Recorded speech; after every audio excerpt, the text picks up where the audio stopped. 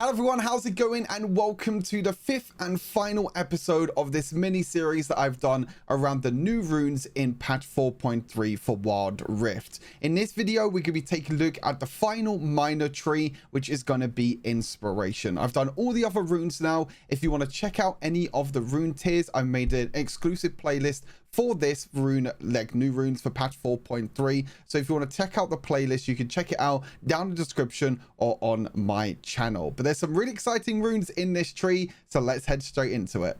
Onto the fifth and final set of runes for this mini series, we're going to be taking a look at the Inspiration tree. Now, the Inspiration tree is very different to all the other trees. All the other trees have a certain playstyle, whereas Inspiration, you could pretty much take on any champion in any scenario because all of these runes are very, very flexible. So we're going to take a look at the first row first. We got two new runes in the first row. We got item crafting and Hextech Flashtraption. But first, we're going to take a look at a rune that you're all going to be very familiar with, which is Sweet Tooth. So Sweet Tooth increases the honey fruit healing by 20%. So that's the honey fruit healing that you can get back at towers or even in the river. And when you or a nearby ally eats a honey fruit, you also gain 15 gold. So you get a little bit more healing for the laning phase. You also get a little bit of extra gold. And with some of these other runes that are going to become a little bit later on, I think that the extra gold is going to be a lot more valuable now on Sweet Tooth because you can look to get a lot more gold from both this and also First Strike to try and build into, you know, futures market a little bit later on down the line. For the next rune, we're going to take a look at Hextech Flashtraption, or just Hex Flash. This is normally for short Hex Flash. Everyone calls it Hex Flash. I don't know why they call it Hextech Flashtraption. I actually only realized that the rune itself on PC League is called Hextech Flashtraption. I thought it was just always called Hex Flash, but yeah, that's something cool to know. So basically, this replaces Flash. So it says it replaces this item with Flash. This is not an item. This is like a secondary summoner spell in a way. So every single time you use Flash, and when Flash is on cooldown, that little icon where Flash is going to be replaced by Hex Flash. And you can blink to a new location after channeling for 3 seconds. And it also has a 20-second cooldown. So this rune is very powerful on mainly supports that want to look for a lot of plays. Blitzcrank, Thresh, Nautilus, Rakan, champions that want to use Flash a lot to play aggressive, but also wants Hex Flash for another playmaking potential. But there's a lot of few little things about this rune that I'm going to show you in the gameplay. Now, Hex Flash is very similar to Flash in its own ways. You can cast it in any direction you want to. But how it works is basically when you use Flash, you can see that you have a Hex Flash. You have a new icon there that's going to be on a 20-second cooldown. This 20-second cooldown is not that big. You can use it quite a lot before Flash comes off of cooldown. But when Hex Flash does come off of cooldown, there's some really big things to note about it. The first big thing about Hex Flash is you can move whilst channeling Hex Flash. This is not possible to do on PC League of Legends, but in Wild Rift they made it so you can actually move whilst channeling Hex Flash. Not only that, but you can also let go of Hex Flash whenever you want to. You don't have to wait until the 3 seconds of channeling to use Hex Flash. You could just let go of it and cast it whenever you want to. So for example, I could move whilst using Hex Flash. You can see here, I could move and I could use Hex Flash in any direction. And I can let go of Hex Flash whenever I want to. Letting go of Hex Flash means you could do a little bit of a blink. It's not as long of a blink as what you could do with the 3-second charge, because the 3-second channel is that big, massive, you know, long range flash. But if you hold it just for a few seconds, you're only going to get a little bit of a blink.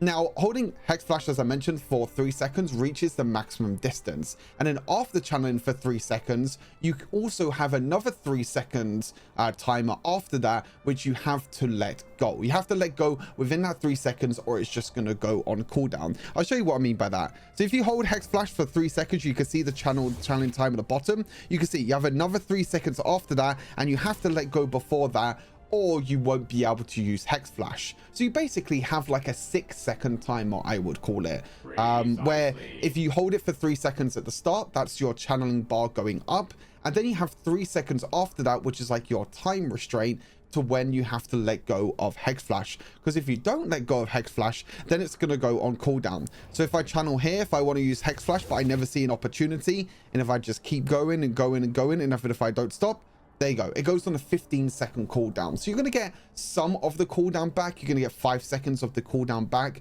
but it's not actually going to refresh the cooldown of Hex Flash. So you kind of have to make sure you use it, you know, to your advantage and use it when you can for your opportunities.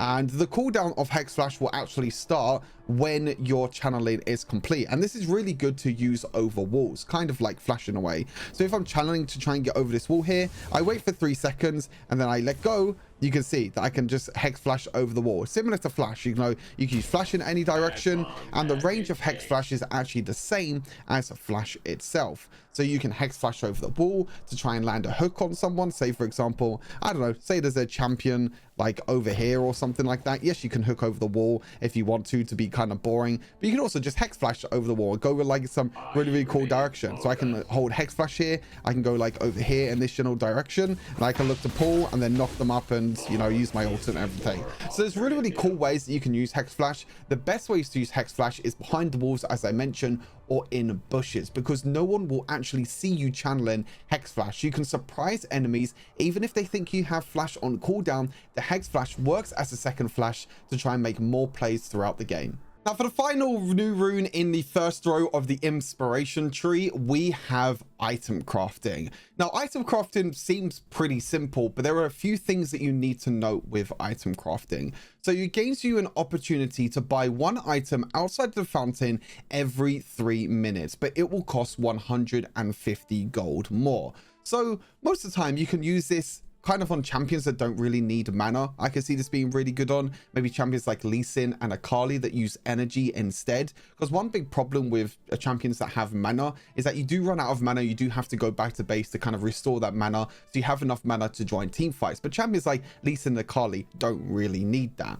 Now, there are a few things to note, as I mentioned, with item crafting. Now, the first thing is that it only allows you to build tier 3 items. It doesn't allow you to build tier 2 or tier 1 items. Tier 3 items meaning completed items. Steric's Gauge, Guardian Angel, Bloodthirster, you know, Shield Bow, items like that. That counts as a tier 3 item. Tier 2 items are, you know, item components that build into the tier 3 items. So BF Sword, Serrated Dirk, items like that. And then tier 1 items are, you know, Amplifying Tome, Longsword, things like that. So you can only complete tier 3 items with item crafting, which doesn't really make it, I mean, it makes it still kind of strong in a way, but it doesn't make it as strong as what I thought, because I thought maybe you could get like a tier 2 item and maybe get like a bit of a power spike during laning phase, but unfortunately you can't. And also it means that you can buy an item every 3 minutes. Now, even though this says that you can buy an item every 3 minutes, that 3 minutes starts from when you buy the item.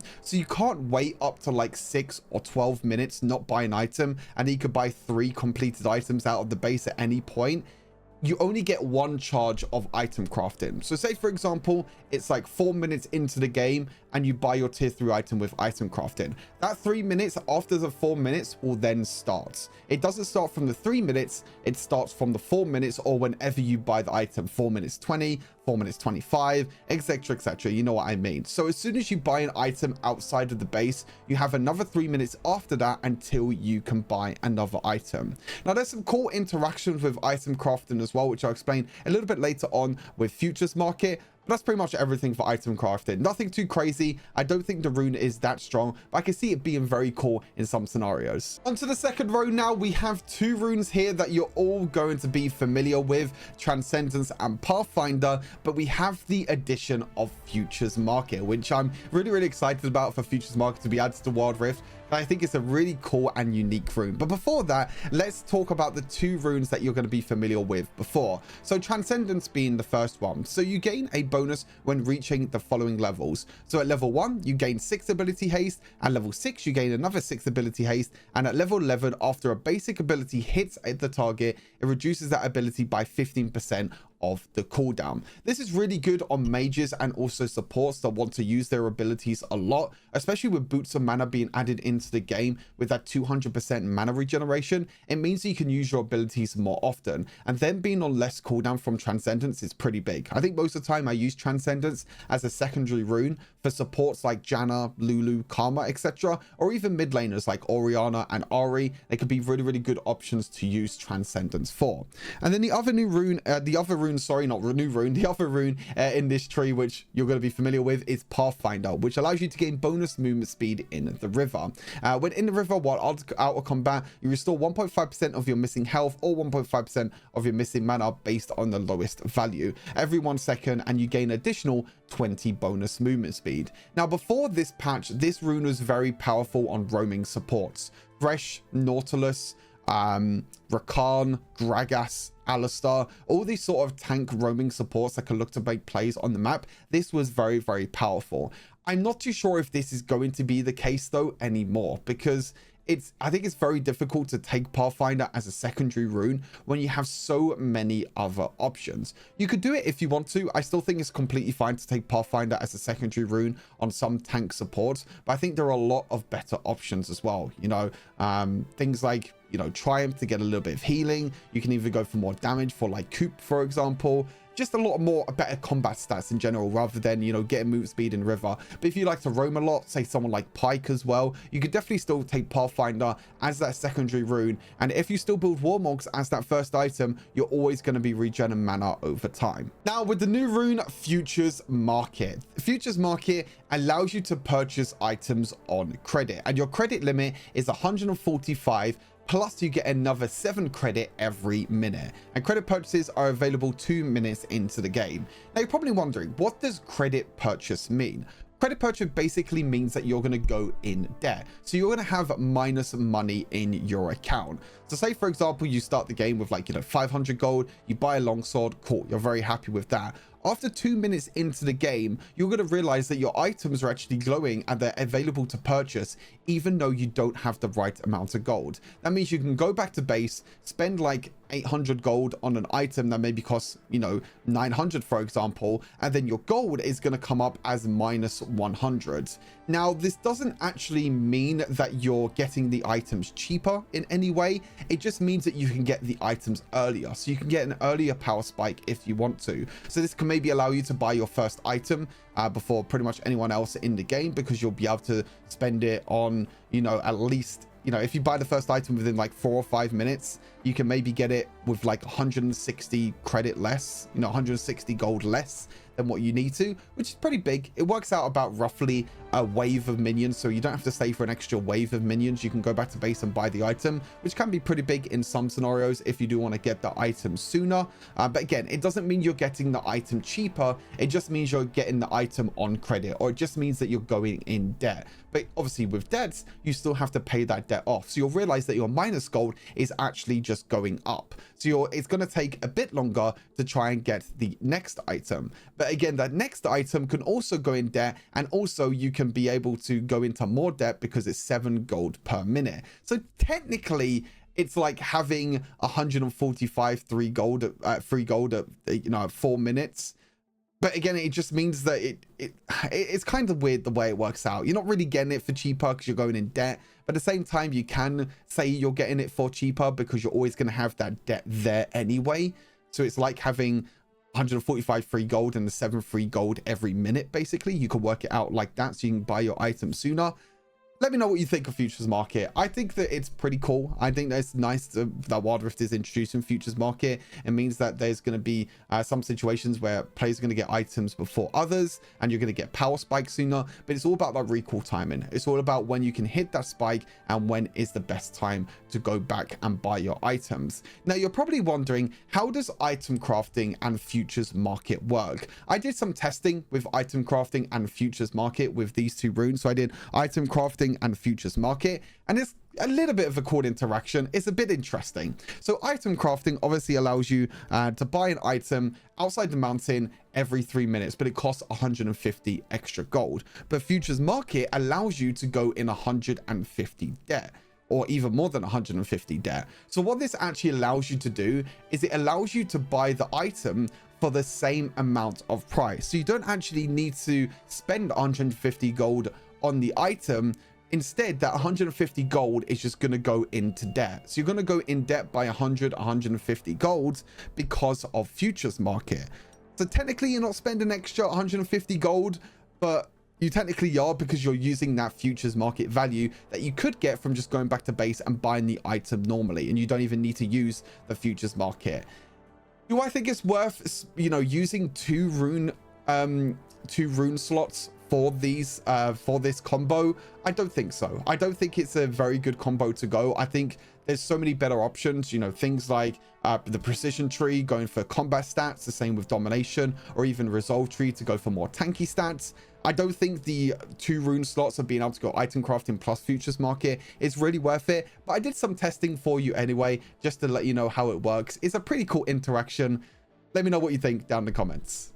And then for the final row and the final runes in patch 4.3 for inspiration, we're ending off with 3 runes that we all know and love. Nimbus Cloak, after using a summoner spell, flash, ignite, ghost, anything like that, you gain movement speed bonus for 3 seconds, and the speed up effectiveness depends on the spell's cooldown. So this means that the longer the spell cooldown, the more movement speed you'll be getting. So for example, flash has a lot longer cooldown than something like ghost. So when using flash, you're going to get up to, you know, the 40% movement speed mark, whereas ghost, you're actually not going to be getting that much bonus from the movement speed. Same things with like ignite and exhaust. It doesn't have as long of a cooldown as flash, so flash is going to be your really big one to get that big massive burst of movement speed. This is very, very powerful on immobile mages or immobile AD carries down in the bot lane, because they don't have a lot of mobility. They don't have any dashes or anything. Champions like Varus, Jinx, etc.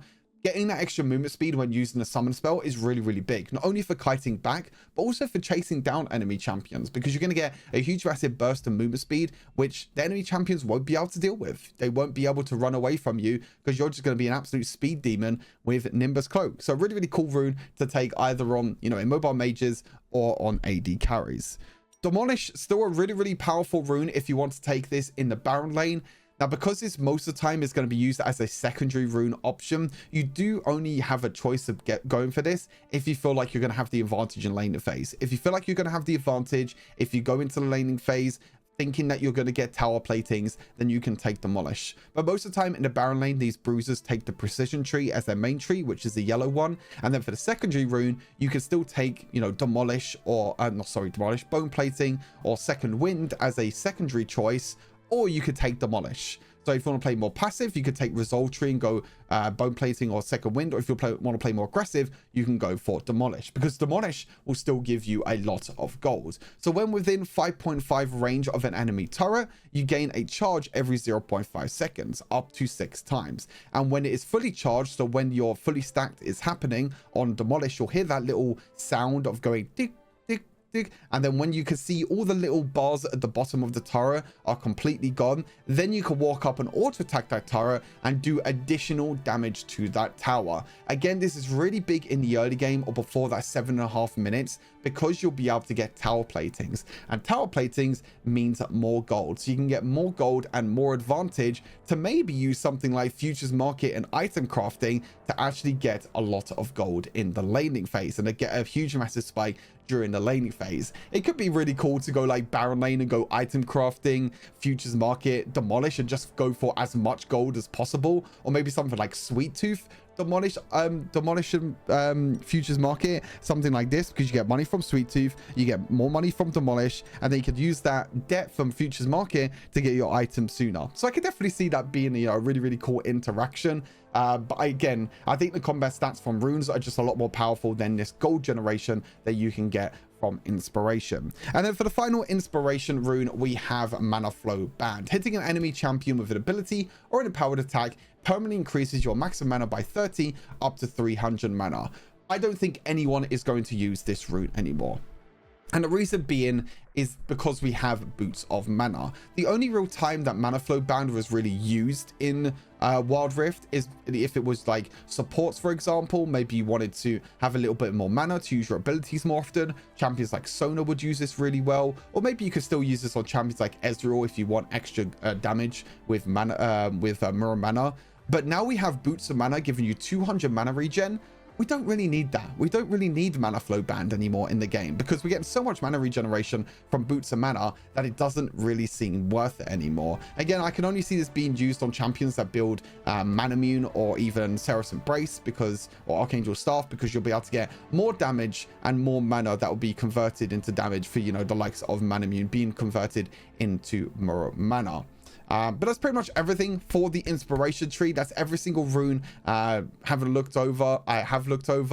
Again, if you have any questions, let me know down in the comments. That's everything for the inspiration runes and all the other runes in patch 4.3. The series is done. It seems so short, but I wanted to split this video up just so it's not like one long video, just so it's like separate videos, so you can go into a video and check out something that you want to check out and want to test for yourself. So hopefully you enjoyed this little mini series. If you did, make sure you subscribe to the channel, like the video, and check out the rest of the videos down in the playlist. But until next time, stay safe, and I'll see you all in the next wider video. Peace.